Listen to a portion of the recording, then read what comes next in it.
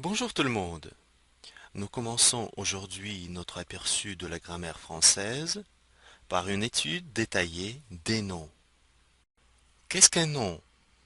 En français, comme dans toutes les autres langues du monde, il y a des mots différents. Une table, beau, un chien, aller, un étudiant, lentement, après, etc.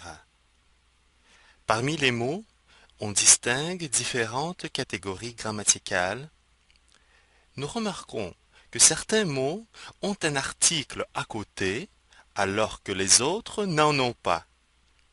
Nous remarquons aussi que nous pouvons poser une question qui ou quoi pour certains mots et non pas pour les autres.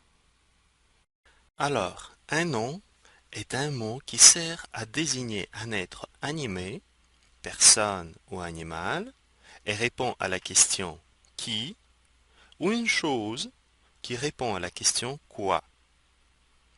On l'appelle aussi un substantif. Parmi les noms, il existe différentes catégories. Par exemple, on distingue les noms communs des noms propres. Nom commun, une chaise, une pensée, une ville, un enfant, un homme, etc. Les noms propres, Johnny Depp, le Canada, la Tour Eiffel. Un nom propre s'écrit toujours avec une majuscule et désigne un être, une chose ou un lieu unique. Nous distinguons aussi les noms simples et les noms composés. Un nom composé est un nom qui se compose de plusieurs mots.